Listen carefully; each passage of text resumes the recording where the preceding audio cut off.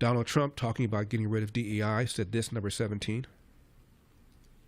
We are now in a merit-based world. We're a merit-based country. Did you ever think you were going to hear that again? It's based on merit. If you've got the talent, if you've got the work, the ethic, the whole thing, it's based now on, it's not based on any other thing. It's based on merit. It's based on your capability. The United States has now become, again, a meritocracy. Isn't that a beautiful word, a meritocracy? Based on merit. If you do your job well, you're going to go places. Well, don't tell that to Hakeem Jeffries. He is the Democrat minority leader in the House, number 15. Diversity, equity, and inclusion are American values. Perhaps I can explain. The motto of the United States of America is E pluribus unum, out of many, one. That's diversity. The 14th Amendment to the United States Constitution, one of the most important amendments in our country, provides equal protection under the law. That's equity.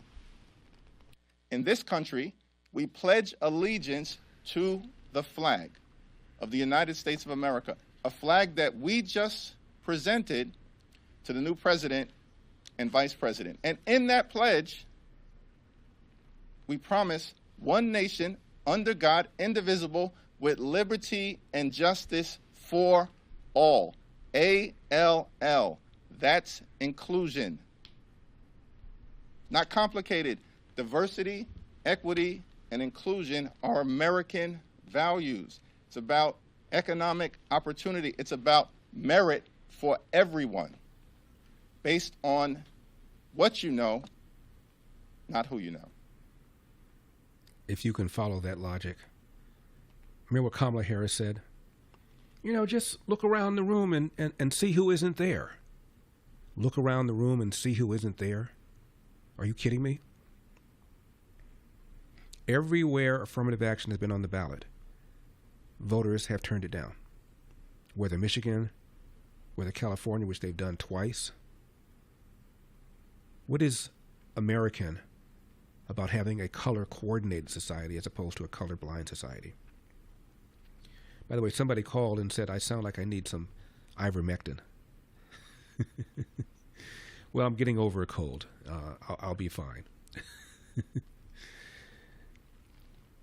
And then we talked last week about the president of the Urban League angry over the abolition of DEI in federal government. And I've written about this years ago. The former president of the Urban League was a guy named Whitney Young. And in the 60s, he proposed a 10-year, quote, Marshall Plan, close quote, to improve the lot of black people. His board of directors voted against the plan. And they said, all these years we've been telling Americans to be fair, and now you're telling American employers to hire Negroes just because they're Negroes, close quote. Michelle Obama, Barack Obama, produced a film about Bayard Rustin, civil rights leader whose idea was the March on Washington, where ultimately MLK spoke and gave his I Have a Dream speech. He was black and gay, Bayard Rustin, and he opposed race-based preferences, and he opposed reparations. He said, maybe my great-grandfather might have been owed something, but I certainly am not owed anything. I'm not a slave, and people right now walking around are not slave owners. So here this guy is, black and gay, and opposed race-based preferences, and opposed reparations. Neither of those positions, by the way, made it into the film that Michelle and Barack Obama produced. Just saying. Next hour, we're going to talk about President Trump being here in California and the press conference that he gave where he dressed down the mayor of L.A. And we're going to talk to somebody who was at that press conference, whose home was threatened. Trump said, I want to see two things in California. I want to see voter ID, and I want the water to be released throughout the state. Steve Forbes was on one of the programs this weekend. He talked about how much of the rainfall flushes into the Pacific Ocean from California every single year. Somehow, some way, Israel, that has a body of water on its coast called the Mediterranean, has been able, through desalination, figure out a way of being water independent.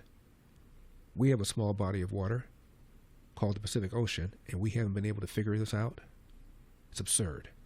And Donald Trump said it was absurd. Thanks for watching these clips from The Larry Elder Show. If you enjoyed this content, be sure to subscribe to my channel and hit the bell icon so you never miss a moment.